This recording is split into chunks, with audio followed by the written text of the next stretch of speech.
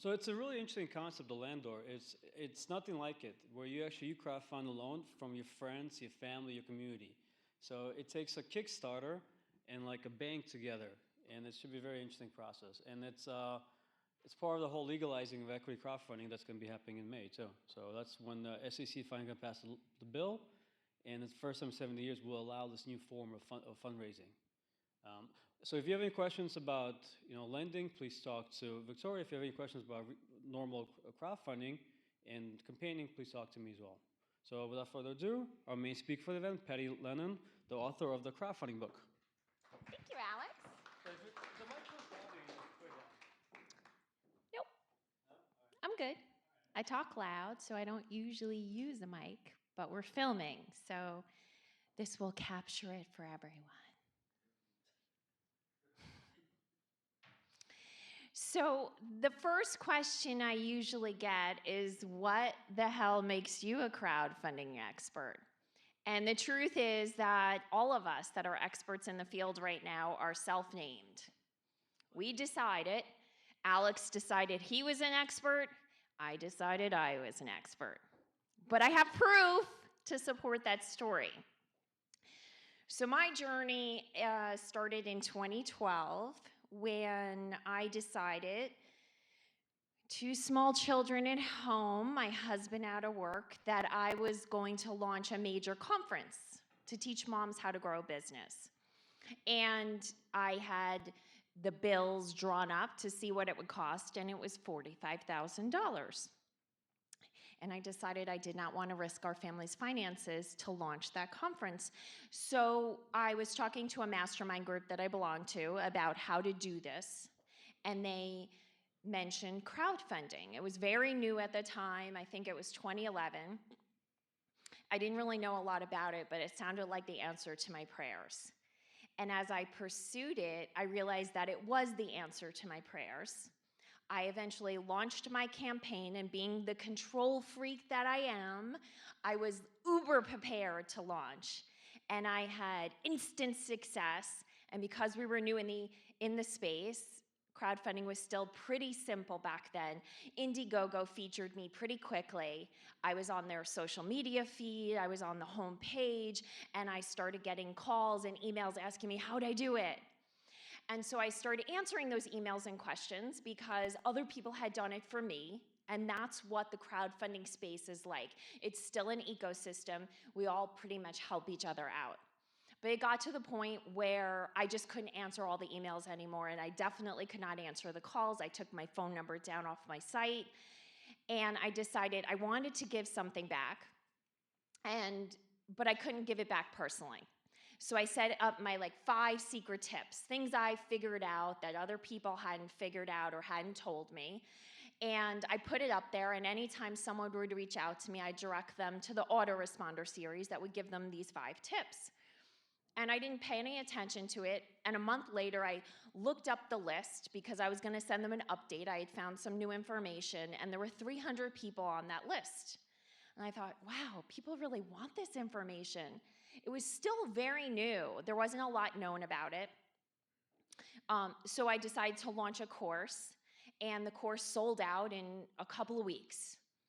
I launched it again, it sold out again, and a publisher was in my course, and they said, you've got a book here, you've got to write this book. This course is the best course I've read, taken so far. It teaches everything an author would need to know to launch a crowdfunding campaign, and that's who I'm focused on. Will you write a book? And I said, no freaking way. Books are boring. And she's like, okay, I'll write it for you. So she took my course, she turned it into a book. I filled in nice little vignettes explaining how everything got done, and the book took off. So that's how I became an expert. The truth is that anything you could know about crowdfunding is publicly available. There's no secret I have, there's no secret any expert out there has that isn't available to you. The thing is, are you really ready to go doing the kind of research that control freaks like me did? And that's just the question. For me, I did hundreds and hundreds of hours of research. A lot of it was pointless. Some of it was really helpful, and a small percentage was super helpful, and that's mostly what I teach. So today, I'm going to tell you the basics. And then we're going to open up to Q&A, because what I found traveling around the country is that depending on where the audience is really determines what's the best content for the audience. So would that be okay for you if we just did like 15 minutes more of content and then we go to Q&A? Mm-hmm. What? Take your time. I love it. Questions tend to give better content anyway. You can all help me write my next book. So there's three, and I'm going to keep it basic. For those of you who maybe aren't caught up to where the rest of the room is, I'm going to just make sure we're all on the same page, and then we'll go into a little more detail. So right now, there's three general types of crowdfunding. There's rewards or donation-based crowdfunding.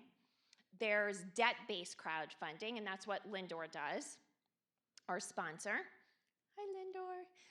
And there's equity-based crowdfunding. Equity-based crowdfunding behaves, for those of you who aren't that familiar with it, it behaves pretty similar to the way the stock market behaves, meaning you're going to give money and the company is going to give you equity in exchange.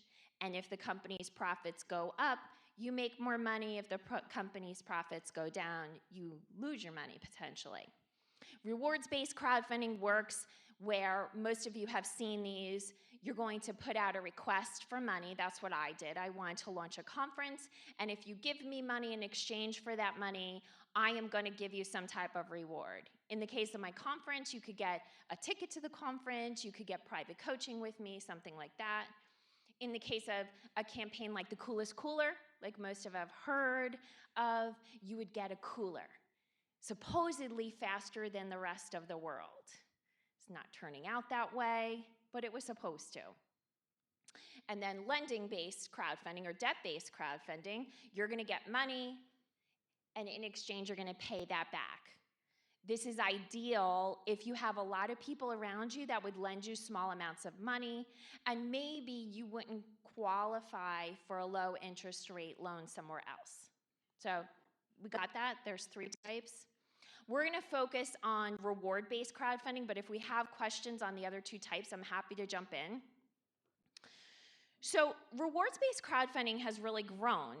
Sites like Indiegogo and Kickstarter pretty much are household names at this point. Back when I launched my crowdfunding campaign only 3.5 years ago, lots of people didn't even know those names. So if you're going out to do a crowdfunding campaign now on Kickstarter or Indiegogo in the rewards space, you're going to have to be far more exact, far more marketing savvy than I had to be to succeed. And the campaigns I've worked with since then, I've seen really rely on how well you build your base before it launches. So if anyone in the room is thinking your idea is so super awesome, you're just going to put a campaign out there, the world's going to fall in love with you, and they're going to give you lots of money. Does anyone think that anymore? No. I'm telling you, 2 years ago when I used to go and do these talks, everyone was like, yes, of course that's what's going to happen. Don't you understand I'm changing the world? People are ready to give me money for that. They don't at all. So you have to have already paid that way. And then you have to have kick-ass rewards. You have to have rewards that make people get excited. Is this news to anyone? No. Oh my God, you people are dead. Are you tired? Has the snowstorm affected you that deeply? Did not. I know you're not. I know you're. Thank you. Thank you. Thank you. Yes, wake up. Wake up. Seriously, people. Okay, let's take a step aside from crowdfunding. You have only so many hours on this planet. They are finite. They are finite. If you're not like deeply engaged with every hour of your life, you are freaking missing out. If you don't want to be here, it's okay. Seriously, I'm going to stand in front of the door, but you could walk around me. It's okay. So here's the thing. This is not the core of my business. I'm a business coach. The core of my business is helping people grow their businesses. There's a reason why I do this for free. I freaking do these talks for free. Yeah, I'm hawking my books, but honestly, you don't make a whole lot selling books, I promise you. There's a reason why I do this, and the reason I do this is that I truly believe that crowdfunding is God's marketing plan for the people doing good in the world. Now, if you don't happen to be one of those people, if you happen to have a widget that you think the world needs and you're hoping to make a shitload of money on it, I'm probably not your person, but you'll learn some things from me. If you are trying to make a difference in the world, if what you're doing actually has come from your gut, from your heart and your soul, I truly believe that the universal energy on this planet is aligned to support you. And I'm here to tell you that every single person has a successful crowdfunding campaign inside of them. And here is what makes a successful crowdfunding campaign. You get super honest about how big your base is, how big your reach is, and then you design your campaign around that. Now, that can be hard for some people. They want to raise $1 million, but their base actually only supports 20,000. They don't like hearing this. I used to tell people this a lot. I've stopped taking those calls. I actually have an application, and if you're raising anything more than $100,000 and you want to talk to me, I won't talk to you. And here's why. I have found that most people who think they're going to raise more than $100,000 are delusional. And I'm sorry if you're one of those people, but the good news is now you know you need to go buy a new supply of crack to keep your habit of delusion up, right? Okay, awesome. Oh my God, some chuckles. Alex, we need wine at the next one. That's what it is. I usually speak at groups that are drinking. Okay. Tipping point. So here's what I want you to understand, though. It doesn't mean you won't eventually have $1 million campaign. You just don't have $1 million campaign right now. And there's a deep value to doing a small campaign. Prior to doing my campaign, my list was 300 people. If someone came up to me today and said, hey, I've got an email list of 300 people and I've got 60 likes on my Facebook page, can I raise money? I'd be like, hell no, you can't. You got to grow that list. But here's the thing. There's things you can do to grow that list. And when I launched my campaign and I had 300 on my list, by the time my campaign was over, I had 2,000 people on my list. How? Just from word of mouth, because crowdfunding campaigns are cool. And people tell other people about crowdfunding campaigns, and even if they don't support your campaign, suddenly they know what you're doing. There's a value to that. There is a value to getting people to talk about you. And if you actually think the good work you're doing in the world is going to inspire people to talk about you just 'cause, it won't. It won't. And crowdfunding is actually still cool enough to do that for you. But there's a time limit on that. There really is. Like the traction I had with my crowdfunding campaign, I wouldn't have today. I would have to do more today to get the same traction. But you need to start soon. The sooner you start, the more traction you're going to have, because crowdfunding is just growing. It's growing, it's growing, it's still in early adapter stage, despite the fact that all of us, because of the weird people we hang out with, talk about crowdfunding a lot. Most of the world doesn't still. But it's going to eventually. And I promise you, I come from the banking world. I was in the banking world from when I was 12 years old. My uncle had a finance company. I had been working in it since I was 14 years old. And there was a trend called equipment finance, which is what I was in at the time. And equipment finance saved the economics of this country in the 70s. The same trends, the same indicators that were happening in the 70s in the equipment finance world are happening in crowdfunding right now.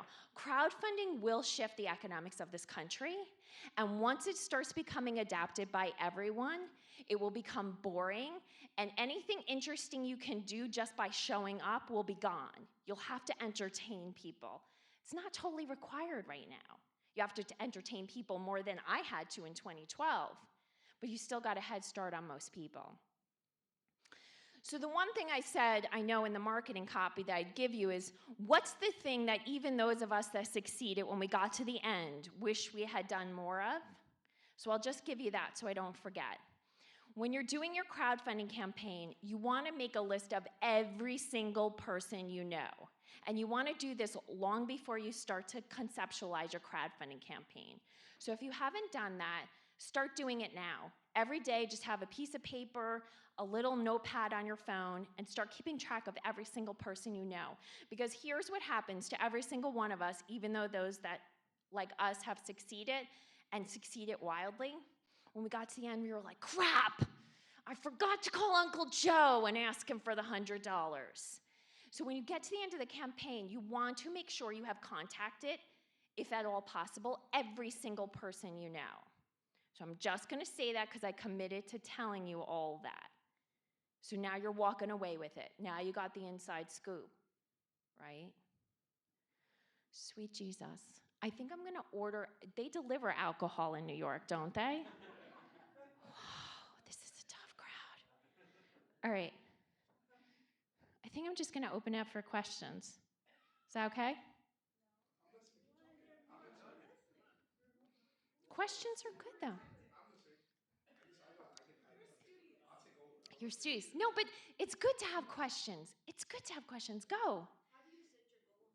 Oh, excellent. How do you set your goal amount? Who likes equations? Who likes to have exact numbers? Yeah, there's my dorks. There's my dorks. Yeah, you guys are living the high life, right? In high school, it sucked, but now you're awesome.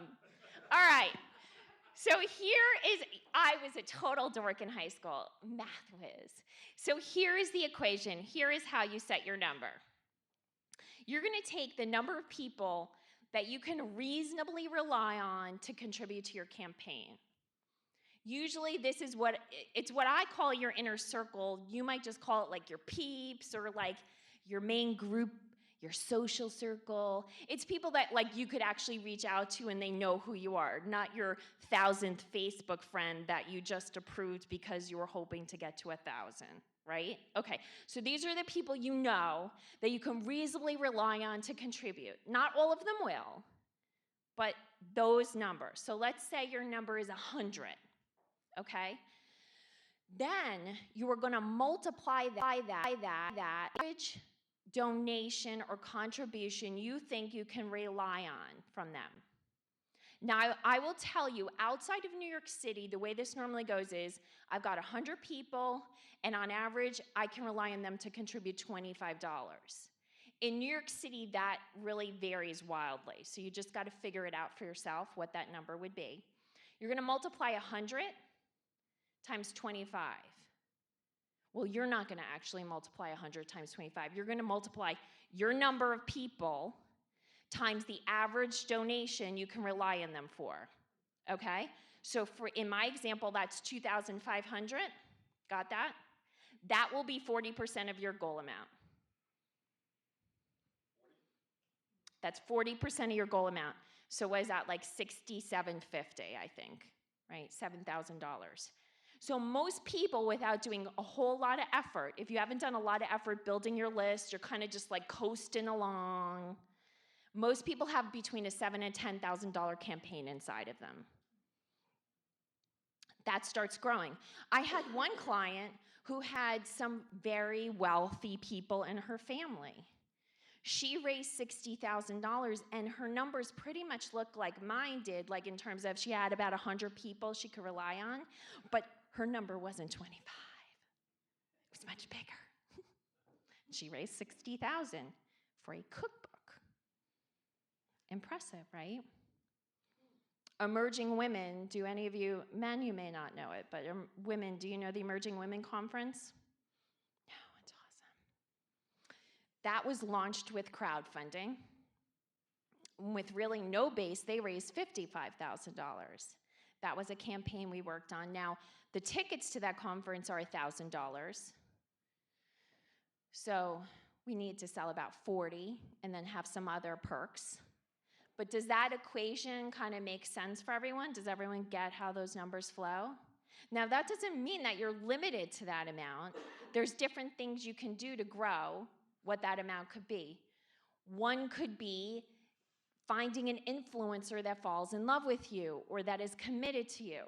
So with the Coolest Cooler campaign that raised millions, it failed the first time. The reason it succeeded the second time was that the owners joined Brendan Burchard's community, and Brendan Burchard sent out emails on their behalf. So you can get an influencer to support you. The second thing is you can align yourself with an organization that has a much bigger reach than you do. Here's the thing, you have to make sure that organization actually cares about you and is not just playing lip service to you. So you want to test that. You want to get commitments from them. How many emails are they going to send on your behalf? How often are they going to speak about you? Are they going to allow you to speak at one of their conferences? That's the thing that moves the dial. The third thing you can do is grow your base before you launch. Grow your base. Grow the number of people who are on your email list. Grow the number of people on your Facebook page. Grow the number of people that you have access to on social media. Yeah, go ahead.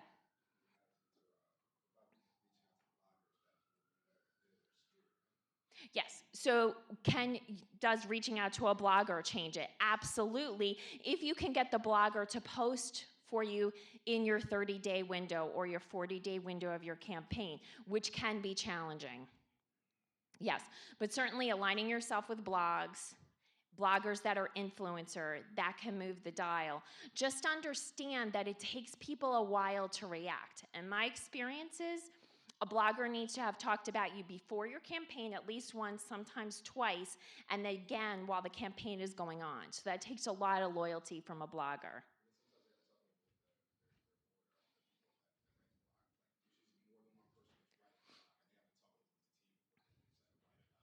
Right. So, the comment is there's a team at the blog. It depends on what kind of blog it is. So, if it's HuffPo, then yeah, you've got to deal with the editors. If it's someone like The Onion, no, he kind of decides everything on his own. Tech blogs. If you're going to get featured in tech blogs, I've never seen someone do it successfully during a campaign without a PR team that has relationships with that tech blog. Yeah. And that's actually a good point. You can hire a PR team. A lot of people that are doing crowdfunding campaigns are really resistant to invest in their campaigns. But if you really are looking to go way beyond what the scope of your people would really support, hiring a solid PR team can really move the dial. But here's the thing. You want to make sure it's a PR team that actually understands crowdfunding. Because if they don't, they won't get the urgency and they may not have the relationships where they can get you featured in the timeframes you need. Yes? How about crowdfunding book promotion services? I've seen like a Udos and then a few. Okay. Oh, good question. Crowdfunding promotion services. I usually get an email about this at least once a week. Hey, how's this crowdfunding promotion service? And here's the thing. I don't think they work. I do not think they work. But I can't promise you that. They might. I have not seen proof of it. And here's why I don't think they work. Because almost all of them have called me and asked me, will I support them? And in my opinion, if they're doing their job, they don't need me supporting them. I should be going to them and asking them for an affiliate link. I go to AWeber and ask them for an affiliate link because they rock. Constant Contact, they're my peeps. I have an affiliate link for Constant Contact because I know both of those email services deliver and they do a good job in a reasonable price range. Yes? What's the baseline size of a list that you should start out with? Well, if you're doing a $7,000 campaign and you've got 100 people on your list, you're fine. If you need to grow your list, it really depends on the quality of your list. A lot of people talk in numbers. Someone was just telling me that they were told to have 3,000 to 5,000 likes on their Facebook page. The thing is, if your Facebook page people aren't talking to you all the time, it's like white noise to Facebook. Facebook isn't gonna be showing them anything you post. It doesn't make a difference. But if you have this kick-ass community on Facebook who's constantly telling you how awesome you are and they're commenting every day, anything you post on that Facebook page is gonna show up on their feed. It's different. The same thing with your list. With your email list, how often do they open your emails? What's the percentage? When I launched my campaign, my open rate was around 85%. My list has grown hugely, and my open rate's around 20%. 20% is about average for my industry at this point. Back when I launched my campaign, I only had 300 people, but they loved me and they read everything I put out. So it's the quality, not always the quantity. Yes? What's the price range for like a PR team? Price range for a PR team, you're gonna wanna expect to spend between $6,000 and $10,000 for a hard hit in a 2-month period, which is what you need. Yeah, go ahead.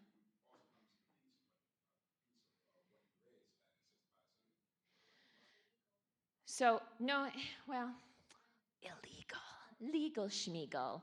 So the question is, could you promise them a piece of what you're going to raise? No PR team worth their salt is going to do that. And hold on 1 second. So you had a question up here, yeah? Yes. Are there other benefits from crowdsourcing? For example, say we don't need the money, but it might have, notoriety to what we're trying to do, or PR marketing efforts. Yeah.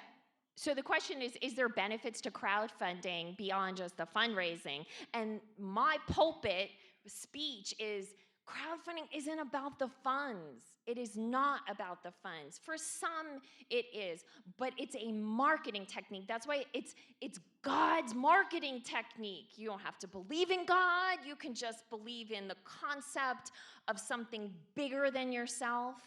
It's a marketing technique that allows you to tell your story not from the perspective of shoving it down people's throat, but of actually honoring the difference you're making in the world and inviting people in to support you. And that's a very different message than we've historically been giving in marketing studies, in marketing school, in business school. Anything we've done traditionally has been aggressive. Now it's about the receptive. Okay, go ahead. What messaging or metrics resonated with your audience that you felt got you over, big hump and actually being successful? So what was the messaging? You said two different things, messaging and metrics that got me over the hump. So the biggest thing about the messaging is, here is how I'm gonna change the world.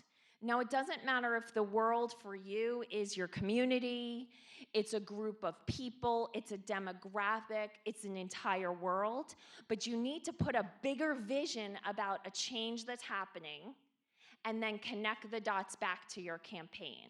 So for campaigns that I've worked on, I'll tell you my success rate is 100% with all the campaigns I've run. Well, I don't run campaigns, I just consult on them. That sounds like a really cool percentage. It's not. It's pretty normal. What I do differently is I only let people go live when they're ready. So I will not take people's money unless they're actually ready to go live, and that's why I'm at 100%. Generally, 100% is not really a good rate for you to have in business, because it means you're not spreading your net far enough. I actually have much more than that coming to me and asking me for help. And then it's taking them a lot longer to launch now because they're preparing. And what they're preparing is making sure that they've got their story straight, that they're connecting their dots to what they're going to do in the world with that money, and how that makes a difference to their contributors. So from messaging, that across the board to me is what works. There's other things that work because there are what's called crowdfunding trolls. So if you're putting a widget out in the world or you're putting a product out in the world, there's always going to be people, especially overseas, who are watching the crowdfunding sites and trying to scoop things up that they think are going to get cool and then resell them in the secondary market when they're not available. So that's one thing that's creating success in crowdfunding. But overall, like the regular people campaigns, the ones that are working, is because they're setting a bigger vision and then showing people how when they contribute to it, they are making a difference. Maybe in your family's life, maybe in a community, maybe in a problem that's happening in the world. Something is being fixed because people are desperate for connection. People that have money are desperate to see that what they're giving is actually making a difference. So if you can help them do that, whether they know you or not, they're going to be more likely to contribute. I didn't understand the metrics piece. What was that? If there's like research metrics to kind of prove piece your story and why and how valid why it would be the crowdfunding and be a successful investment for your donors. Okay, metrics. No, I did not use any metrics. None. And I've never used them in any of the stories I've helped my clients tell. I don't think people buy with numbers, they buy with their heart. I do think, though, especially because the Coolest Cooler failing to meet the expectations they set out for the contributors. So for those who haven't heard, the Coolest Cooler raised like all this money, right? And then the gift was going to be, you were going to be one of the first people to have the Coolest Cooler. And now, for $300. And now people who are willing to buy it for $500 are getting it first. That's pissing off a lot of people. And the explanation that they've given is that we've had problems with design, and in order to keep the lights on and make sure you actually get your cooler, we're having to sell some of them at a higher dollar amount. The more that starts to happen and it starts getting into mainstream, you are going to have to defend how you're going to deliver your solution and that you've got the money to make that make sense. But I think right now it's still more heart-centered. You. Yeah, hi. I'm a green entrepreneur for a number of years. However, I'm new to crowdfunding.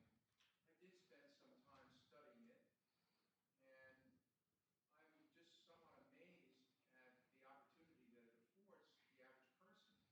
I looked at a lot of different products that are now available to people that I couldn't imagine would have otherwise been available except through crowdfunding, because some investors just can't see the light.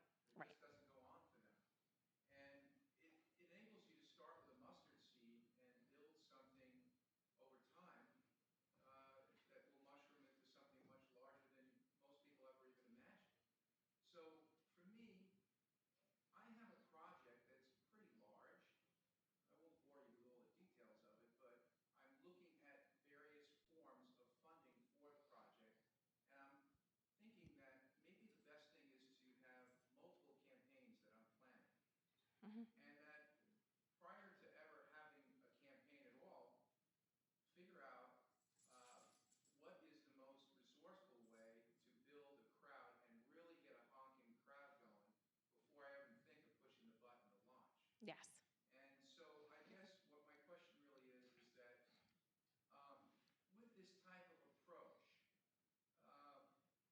knowing that it's a numbers game in a way, Yep. but your heart has to be in the right place, and I feel it is with this project. It's a very socially responsible project. At the core of it, it is to lift up a number of indigenous villages in the islands of Fiji. And we're involved with 1,000 acres of rural land and the tribal chief. So we have a great project. We're looking to produce virgin coconut oil from 100,000 coconut trees that are there. So there's a startup, and there's a company that's already involved in Australia in helping roll this out. So, yeah, so what's the question? The money to start the coconut process that's very low scale on a very village level, so it's beautiful, people need money. Yep. So I'm wondering, in terms of plugging in and getting the hearts of people for a project like that, which I know from my studying, I found some very great things out there. Things that are green projects, things that are socially responsible, things that are educational, that seem to get a hold of people's heartstrings. Not true. But I'll tell you why that's not true. It can be, but what's your question? And then I'll explain to you why that's... How best would somebody marshal the resources of the internet in terms of, do you create, prior to a campaign, videos that you can make go viral somehow? Do you, I mean, I understand what you just explained about Facebook, just because you're So, on Facebook. I'm going to stop you. I think your question is like, how do you prepare? Like, how do you make sure you've got that audience that's ready? Way to plug into the most amount of people. Yep. So what's the best way to plug into the most amount of people? And the reality is you've got to figure out where your people are hanging out. So the people that would be interested in what you're talking about, where are they hanging out? Are they reading online or are they reading in papers? Do they like to meet in person? Are they doing rallies? You've got to figure out what their modality is for communicating, and once you figure that out, then you start planting those seeds. I have found that if you really don't have that base, the best way to do it is to do live speaking, because almost always you'll get really dedicated followers, and then they're the ones that can make a video go viral. But the idea that something is going to go viral just because it's got social awareness or it's doing something good in the world, that doesn't work. And I've seen a lot of hearts broken over it. I can tell you, no matter how much good you're doing in the world, no matter how much good you're doing in the world, if you have not built your base, and if you do not have a solid group of people that tie back to that equation I gave you, you will not be successful. You just won't. It doesn't matter what problem you're solving. Yes? How do you create rewards? You can hire me to do that. Just joking. I mean, you can, but yeah. What are the cool ideas? Okay, so the coolest idea for a reward is take the people who are really close to you. What is it that they really want to see you do or give them? And that's going to be your most powerful reward. So if you've got a bunch of family members that could spread the word and would love to see you dress up in a chicken suit and dance across New York City, offer that as a reward. If you're well known for your martini, then offer a party where you're going to give people martinis. They don't have to be tied directly to your campaign. Things that give people a personal connection with who you are and your personality will get the people closest to you to hand over bigger dollars of money, especially times where they can be closer to you or someone important in the campaign. So that's one solid reward. You look confused. You don't understand why people would want to see you dress up as a chicken.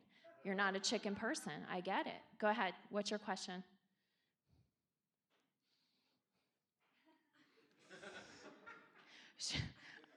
Not doing the chicken thing. Go ahead. Like I had like a product. I get it. So say it's like for moms. Would I then give gifts based on what moms would want? Well, okay. So my product's for mom. Do I give gifts that are good for moms? Not necessarily. So is it something that moms know they need, or is it something that their husbands know they need? Because if it's something their husbands know they need, then you want to focus on the husbands. You got to figure out who your key supporter is. If your key supporter is a mom, you're going to build everything around her experience. But I can tell you, if you move off of your product, the only way to go is your product into experiences for your people. People aren't going to buy tangential products. And that's something that a lot of people get confused. So there was one campaign where this young man came to me for advice, and he thought he was just like set up to succeed. And he produced an outlet that if you put it in a dorm room, you could plug like 7 things into. I never really understood why it was a good idea, but it did sell really well. But one thing he gave for a reward is an iPod, which was the dumbest reward because someone who's ready to use 7 outlets already has iPods. You know, that's why they need the 7 outlets. So like he thought it was connected. In his mind, it makes sense. You've got to be original. You got to be kooky. And here's the advice I give most people is get 5 people who would be your ideal supporters, take them to a bar and give them a lot of margaritas if they're women or beer if they're men. You see, alcohol plays a big role in my success. Just get them drunk, or if you can't get them drunk, hype them up with chocolate or caffeine, get them like out of their normal state of being, and get them to start giving you ideas of what kind of rewards would make them want to contribute to your campaign. Don't try and do rewards in a vacuum. It does not work. Get a posse. Don't try and do them yourself. Don't try and sit at your desk and come up with your rewards. It doesn't work. You need a group of people around you. Yes?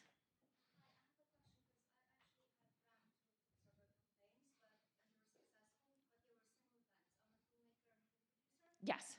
So they were actually friends that we raised for film. And now I'm a member of a collective that is a collective of female filmmakers that Uh-huh. basically aims at empowering women in film. And because women, of course, there's a percentage of women in film. We know the reality of minorities and percentage of women in film. So basically, this collective started a few years ago at a dinner party, and now it has grown. It gathers hundreds of women all over the world, and basically it's volunteer based. But it's not falling apart. It's growing strong. We've been featured in New York Times and a number of publications. But we need funds. He's running master classes, and we need a little bit of funds to keep it running and keep it going. So my question is, it's more about maybe a question for advice. I've been thinking, would it be better to run a larger campaign with a large goal, for example, $100,000, or that I've never heard of, or maybe I haven't done my research yet, I have to admit, a series of Kickstarter campaigns that, for example, this is what we're going to do within the next 3 months. This is the money for master classes, for this, and that, and then we deliver, and then we do it again.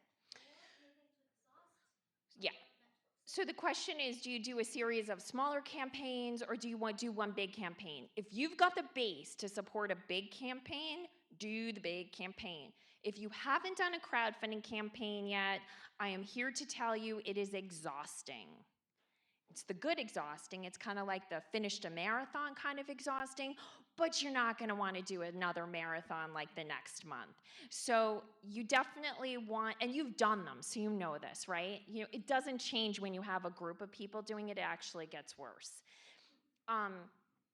So if you can support a bigger campaign, do the bigger campaign. Here would be my strategy for you, because you have done them before. It's people, if they've done a successful campaign before, are the most likely to succeed because you know what to do, you've got the base that supports you. But if they gave out of pity, which happens sometimes, then you'll exhaust them. If they gave out of excitement, they're going to give again. I would actually strategize a tipping point campaign where, hey, if we go over this amount, this is what's going to happen. And if we go over this amount, this is what's going to happen. And then if you do that, then the excitement builds. You can release new rewards. That can build up that energy. And that way, if you don't reach the 100,000, no one knows you didn't succeed at what you really want to do. Does that make sense? Yeah, go ahead. I've seen ones like, so you look at some of these crowdfunding campaigns where they've raised like millions and whatnot. A lot of times they had a low goal, had a very low goal. What they said was every day, if we get this, what happened in this variation, what happened in this color, what Yeah. happened in this size, what happened in this model. If we hit this, so I feel like what they're doing is what the most successful ones do. They set a low goal, and then and for people to donate more, makes them successful and it's positive. It's working. We're gonna still set this for all the extra listen that we know people really want, so we can go ahead. Yeah. Also, using the strategy of releasing new rewards when you reach new dollars, what that does is it gives you a lot of social proof for what you're looking to do, which means if a new reward gets released and it sells out quickly, that tells you that people really want that thing. And there's an example I use in my book. There's a company called Bull and Buck, and they're a men's fashion wear for hunters. So apparently, men who like to kill animals like to shop for their business wear in separate stores. Whatevs. Anyway, they opened up a reward where they gave the men orange stitching on their wallet, and it sold out in like a day. That gave them huge information about their population, that when they put orange stitching on things, people will buy them. That's dumb. For me, from my opinion, but apparently if you like to kill animals, orange stitching is cool. Good information. The other thing about opening up rewards and doing that tiered kind of release is that type of thing is the thing that gives you a lot of opportunities to issue press releases. So one of the great things about crowdfunding is it gives you a way to talk to the press in a way you might not be able to do otherwise, because it gives you something to talk about that's not, hey, this is my thing.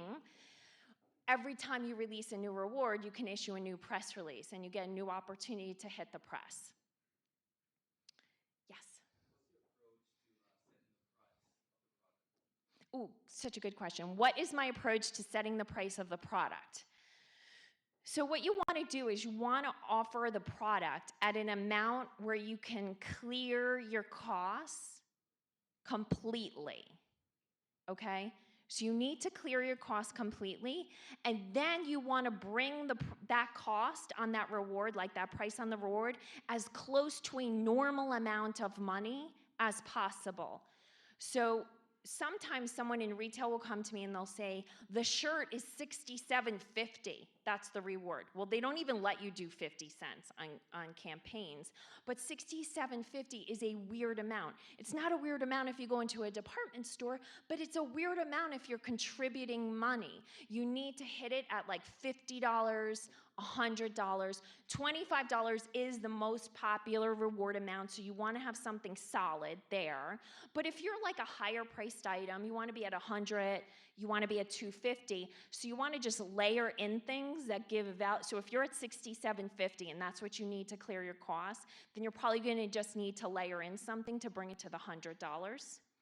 But do not, and this is me with my banking hat on, for the love of God, do not sell shit cheaper than you can make it, because you will not be able to deliver it and you will just piss people off. But why would people do that? That literally just makes no sense. Because here's the game. Here is the game. They go up in front of a venture capital and they're like, dude, I have the best shit, man. Okay, wait, am I allowed to curse? I probably should have checked on that a while ago. Look at me and look at my plan. I got big confidence. That's not the word I would use, but you know, I'm awesome. And the VCs don't care, and they say, bye-bye. And they talk to someone, and someone's like, if you can get a crowdfunding campaign and sell a bunch of your shit, the VCs will look at you again, and may even buy your company. And so they game the system, and if you can sell enough of your crap, then maybe someone will buy that can actually fund the production of the stuff you undersold, because now they know people actually want your shit. Does everyone get that? Did you follow that? Do you understand why that is happening? Because that's why that is happening. But real VC's they're gonna look at your margins. They're gonna see that, all right, let's say they get people who want it. Why would I want to give money and invest in these founders who don't know look at margins, look at profit margins? That's what they're look at after that. All right, The question. they validated market. Yeah. Actually run their business now. Yes, so they don't know margins. Well, the explanation is we want to get the product out there and we want to get people excited for it. You can make a marketing argument, and most likely if you've got the right VC behind you, you can actually lower your production costs because you can move it somewhere else. So, you know, there's a lot of explanations, but I beg you, we don't need more of that. Please do not be one of those campaigns. Yes. I'm sorry, maybe I missed this at the beginning. I just want to clarify something. I understand the debt crowdfunding and the equity crowdfunding. Mm-hmm. With regards to the reward crowdfunding, are you saying that the Coolest Cooler raised $13+ million and in exchange gave up no equity in their company Right. for free? Only got 60,000 orders. So the exchange was really you're pre-ordering. Yeah, pre-orders. They just missed the price point and screwed you. Right. Okay. Right. Yeah. So it was a pre-order. Mm-hmm. That's yes. For most people, that is what rewards-based crowdfunding is, if they have a product. Yes. Yes. Yeah. Follow up. The guy that raised the money now selling the coolers for $500 a pop. He's now making the money, but then the guys who donated the money doesn't even get their cooler. They will get their cooler, but later. Yes, because one of the reasons that they contributed was they would have the cooler before everyone else. That was the reward. Yeah. Now this company's going to make millions of dollars and they won't get any equity out of it. No. Reward never gives equity. There's never an equity position involved. Yes. To follow up. Yeah. Of all the crowdfunding going on, is there any percentage in terms of how many deals are reward-based? Like, is it a large amount of the crowdfunding eco space? Well, that's it's really hard to say because there's actually no statistics that are backed by actual organizations that are legitimate. But when you look at equity-based crowdfunding, especially outside the United States, is raising millions and millions and millions of dollars. So it's like an apples and oranges. I wouldn't even compare it, but go ahead. I actually have. Victoria's got the stats. Go ahead. Yes, I got the stat. $15 billion over the last 2 years in crowd finance. Most of them are in peer-to-peer lending sites, which I would not qualify as crowdfunding. Mhm. So it's actually rewards-based crowdfunding is probably on the smaller side in terms of total amount of dollars raised. If you give me your email, I can send you like the breakdown of everything. And yes, and I'll be happy to send that to you. So you got Kickstarter numbers. also publishes the posts. What's that? Kickstarter publishes their stats. Kickstarter publishes their stats. I could say some things, but I won't. Yes.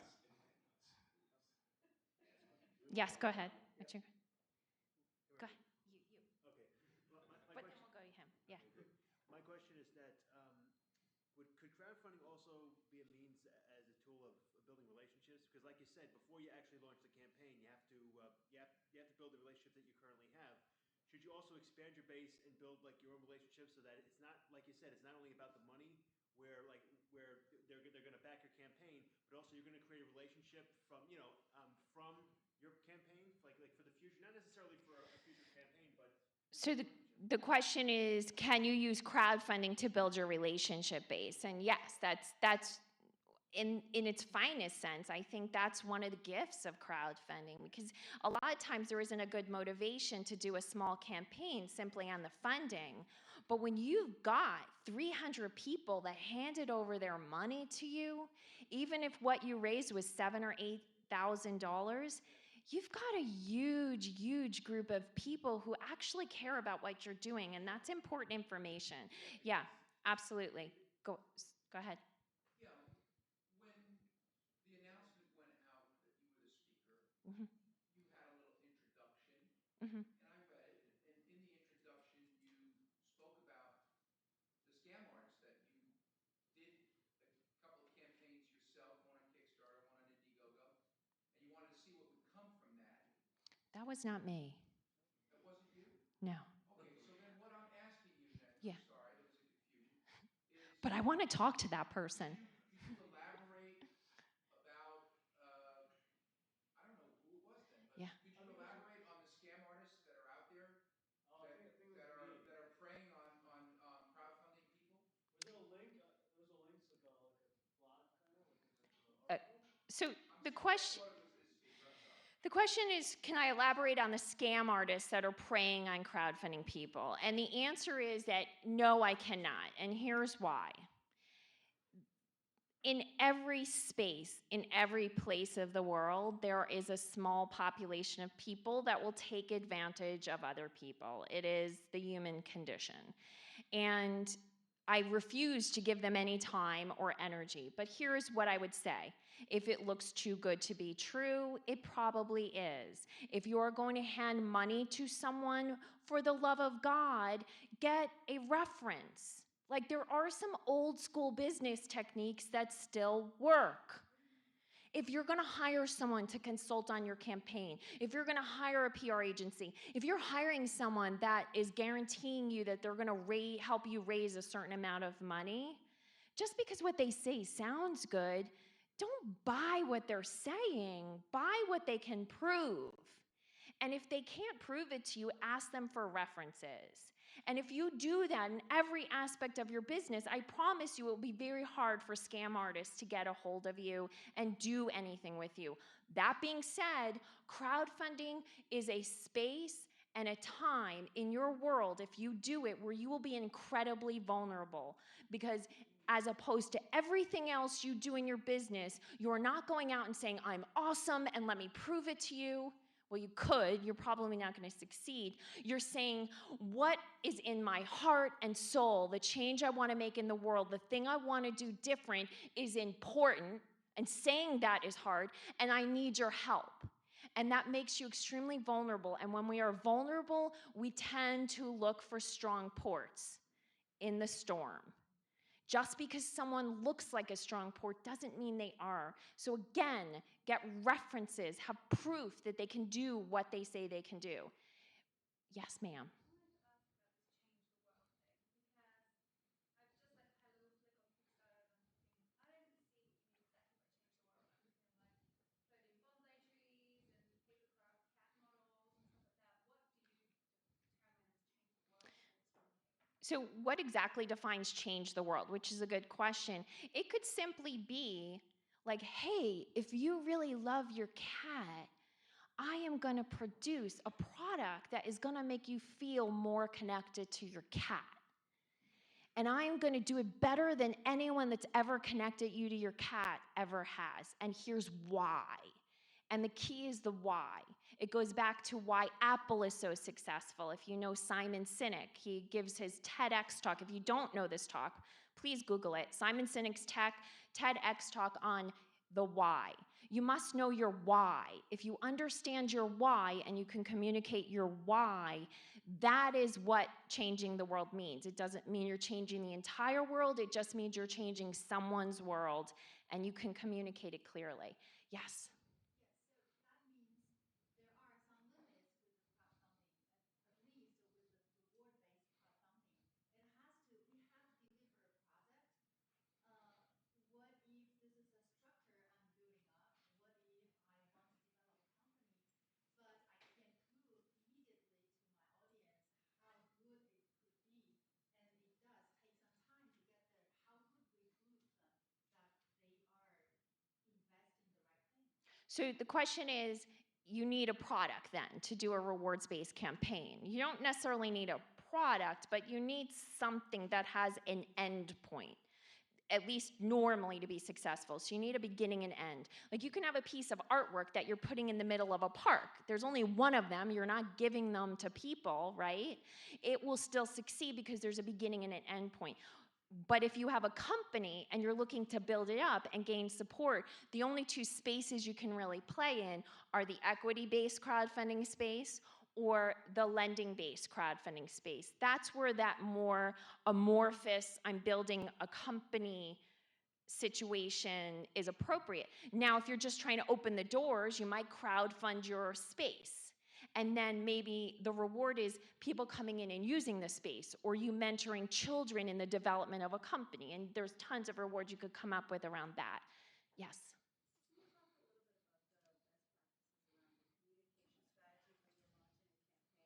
Like how frequently should you get your email list? What other channels? Ooh, I feel like you're tossing me a softball to sell my book. Okay, so communication strategies for a successful campaign. So I'm going to give you the high level, but I do go into detail in it in the book. So basically what you want to do is for your inner circle, you want to have prepared them 2 weeks ahead of time, 1 week ahead of time, and then on launch day. But for that bigger circle, you want to ideally start the whisper of it 3 months before. So you're not saying you're like launching a campaign, you're just saying something big's coming. Or, hey, I'm gonna be doing this a different way. You know, you just start building the energy around it, and then you're gonna fill in similarly up until your campaign. Once you launch your campaign, it really depends on the trajectory of your campaign. You should not be communicating unless you have something interesting to communicate. So hitting a milestone, whether it be a percentage or a dollar amount that's significant, if you had one reward of a certain kind and someone got it, you could talk about that. Certainly on social media, you can thank people all day tagging them. So if you get 100 contributions during the day and you want to post 100 times thanking all 100 of those people, that is completely appropriate, as long as it's not your personal Facebook page. That might piss people off. But everywhere else, you can thank, you can offer gratitude, you can celebrate. If you're just going to ask for contributions, I've heard 3 times a week. I have never recommended to anyone more than once a week for just a straight out, will you contribute? The only the one exception is the first day of the campaign and the last day of the campaign. You can talk about it as much as you want. Yeah. A campaign's 30 days, usually. About how much time should you spend on that campaign a day if you work? You can't be at the computer all day. So the question is, if you have a 30-day campaign, how long should you be spending on the campaign? When I was doing my research, first of all, I would recommend a 42-day campaign, not a 30-day campaign. And the reason is, it usually takes people about 30 days to figure out what you're doing. I don't know why, it just does. And then you need to give them a few more days to contribute. But if you're really low on time, you do want to keep it as short as possible, so 30 days. How much time? So when I was doing my research, what I found was that people were spending anywhere from 14 to 16 hours a day on their campaign, the ones that were successful. I was a mother, I was working, that was just not in the cards for me. So what I found was I needed to pull out everything that most people were doing during their campaign and do it ahead of time. And that's a lot of what I go through in the book is like, what can you do before the day you start? For me, I worked on my campaign at the beginning, the first week and the last week, I worked on it 2 hours a day. In the middle, it was maybe 45 minutes.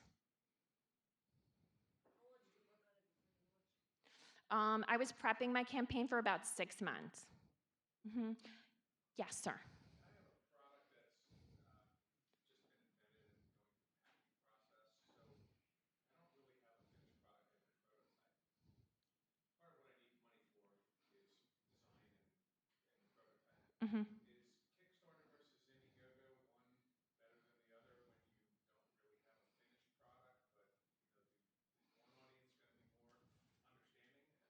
speak? So the question is, if you don't have a finished product, is Kickstarter or Indiegogo better? One of them better? And the key to that question is there's a problem with the question because you're assuming that the platform is bringing you your people, and they're not. However, if your product is one that the crowdfunding trolls would like, so these are people in Eastern European countries that are going to pick up the product and then resell it on eBay, those type of people, if it's those types of people you're looking for, generally you will be more successful on Kickstarter. Well, you said that with Kickstarter, they want you to have prototype Kickstarter. They want you to have at least The final, they want you to have that prototype. right. And the other thing with Kickstarter is you have to get approved. So it would really be dependent on whether you actually got approved or not, which is, yes. I feel like I'm I just met with someone at Kickstarter, and they said to seek approval 2 weeks before, because the chances of them, it takes time for them to get to your approval. So they say submit it for approval 2 weeks before. So the comment is submit your request to Kickstarter at least 2 weeks before, and I would actually say submit it to Kickstarter 6 weeks before. Yeah, I would say much further. You and then you, because I'm losing track of who. Yes, you, sir. This is a special case an Indigo. In 30 days campaign, the result is zero, completely nothing. Is it normal? Is it normal to raise nothing? Yeah. Oh, yeah. Oh, yeah. Lots of those campaigns. Nobody that read my book, but yes, lots of those campaigns.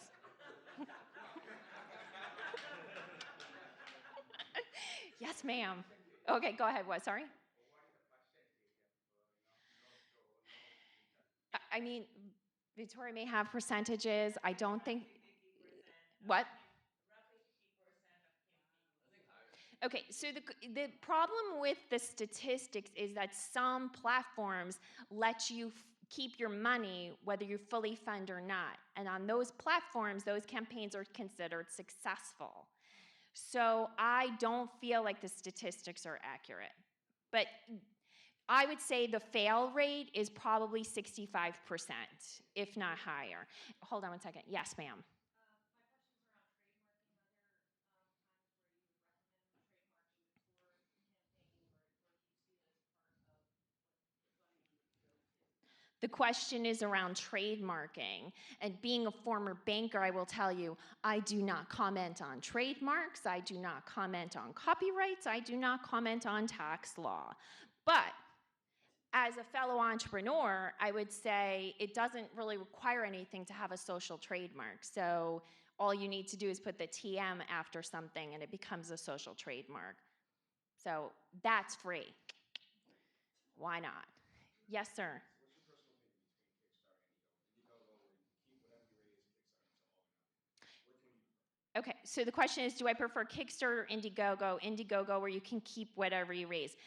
I actually, it depends on the campaign. Different platforms I like better one versus the other, but one thing I'm consistent on is that you should be doing a fixed funding campaign. So even if you use Indiegogo, you can choose fixed funding, which you're telling people, if I don't raise all the money, I won't keep it. And it works the same way Kickstarter does.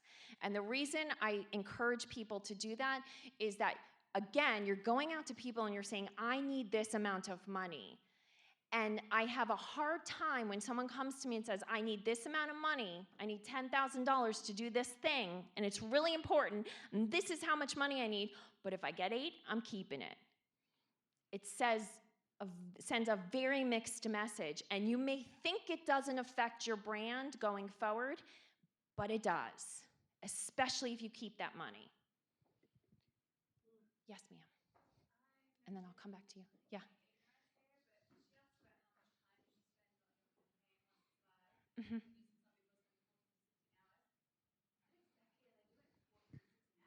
Talking to people. Mhm. Yeah, responding to every single person that comments. Yes. Yeah.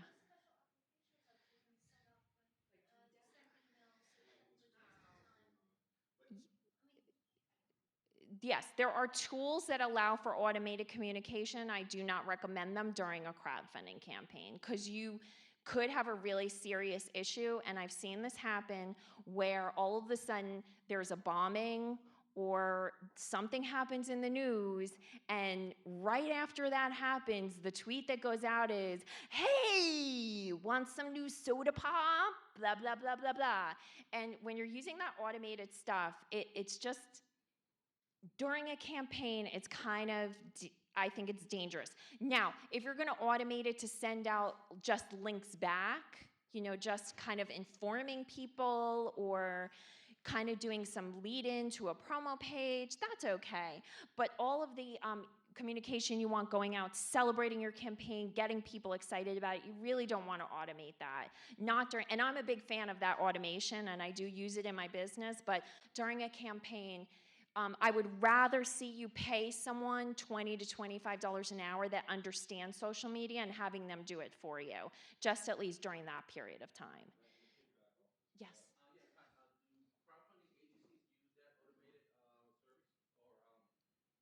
Do crowdfunding agencies use that automated service? Do crowdfunding agencies use that automated service? Are you talking about people you would pay $6,000 or $7,000 to help you with your campaign? I have no idea. I'm not one of those. So I don't know how they operate. I feel like someone, yes, you. Can you talk about like companies, like major established companies like GM and Mm-hmm. producers who use crowdfunding? Because traditionally crowdfunding was kind of like a grassroots thing, but now major companies and major marketers are using it as a, Target I think is using something. Yeah, so how are major companies using it to develop brand? Isn't it kind of like, I don't know, like taken away from the crowdfunding brand, So if major companies are using crowdfunding, is it taking away from the cachet of the independence of the crowdfunder? So I'm under contract with 2 major companies, so I can't speak to the companies that are using it specifically, but here's what I would say, is that when coconut water became a thing, and there was one company that had coconut water, and there was one can of coconut water on the shelf, no one was buying coconut water. But when Coke put coconut water on the shelf and they could pay for half the aisle, coconut water started selling. And the best coconut water was selling really good. So in my opinion, when big companies are investing big dollars in developing strategies that work on crowdfunding campaigns, it won't take us very long to figure out what they're doing that's working, and they're putting all the money into that research. So I personally think it's a good thing. Yeah. You should look, should you look at that as a model? I think you should just take away best best practices, but mostly, no, I want you to look at campaigns that look like your campaign. Look at campaigns that are operating in a similar space with a similar demographic, reaching a similar group of people. Does that make sense? How much time are we? Where are we with time? Maybe let's do 2 more questions. 2 more questions. Okay, you, sir. Because he bought a book. Thank you. My company develops different types of applications, and sometimes some of my clients who want to develop mobile apps is ask me about what is the best way to fund it, and some of them have been asking about crowdfunding. My answer from personal opinion was always, I don't think it works very well for mobile apps. What's your opinion? So does crowdfunding work for mobile apps? And I have seen it work for mobile apps, but one of the things I rely on when I help people with their strategy is really good rewards. And I don't see apps typically having those rewards. So if you've got someone really incredible in the tech space that is involved in the programming of the app or the development of the app, like if you've got some intelligence that's respected and understood, where spending time with that person or watching them could be translated into a higher priced reward, I could see that translating well. There's definitely a space for apps. It depends on, is the app really desperately wanted and needed? Are people gonna pay for it? Most apps, even the ones that become $15 apps upwards, start out free because you need a population. So if you're gonna give the app away for free, it's pretty hard to build a crowdfunding campaign on that. That being said, if you're doing something with social change and you're going to enable something I do to put food directly in the mouth of children in another country, something that's important to me, I might be interested in supporting that. It's how big your base is to begin with. But overall, no, it doesn't translate typically well. One more question, and I haven't heard from you, so you're the winner. Thank you. So something like 70 to 90% of all Kickstarters don't deliver their rewards on time. If I'm thinking about doing subsequent Kickstarters, how forgiving are donors of being late on that shipment relative to like me potentially starting on my own? So the question is, when most rewards do not deliver on time, how forgiving is the population? And it really depends on a lot of factors. First is, who's buying? Are people buying because you sold cheap, like they were trying to scoop up a bargain? They're gonna behave like bargain hunters. Picture Walmart on Thanksgiving Eve, right? That's who your people are. How do you think they're gonna behave? Like vicious human beings that will run each other over to get to the cash register. If you've developed a relationship with your community and you've kept them apprised, like, you know what, we had this great relationship with a factory in China, they ditched us, we're behind now 6 months or 7 months, and you keep them apprised of what's going on, I think they're fairly forgiving. But in the case of, the Coolest Cooler, where one of the things was you would get it first, and now they're shipping to other people, generally the population is not very forgiving right now. Right, like my product is kind of seasonal, it's shorts for the Okay. summer, and so I plan to ship and get it delivered by June. But if there's like, even a 1 or 2 month delay, then yeah. So what you really want to do, if you're going to be like a seasonal product that they could only use for 3 months in most parts of the country, then you really want to do it so that it'll deliver, like you want to set it up so it's delivering in March, and you've given yourself that leeway. You really do. You don't want, that's actually something I see a lot is people produce rewards that are going to deliver for Christmas. That's like a big one, right? If they don't deliver for Christmas and people invested expecting to have their Christmas present for someone, that's going to be a huge issue. And it might not be as emotionally charged as your shorts, but it's going to be pretty close to it. Yeah. Okay. Thanks, everyone. I love it. You all woke up. Good job.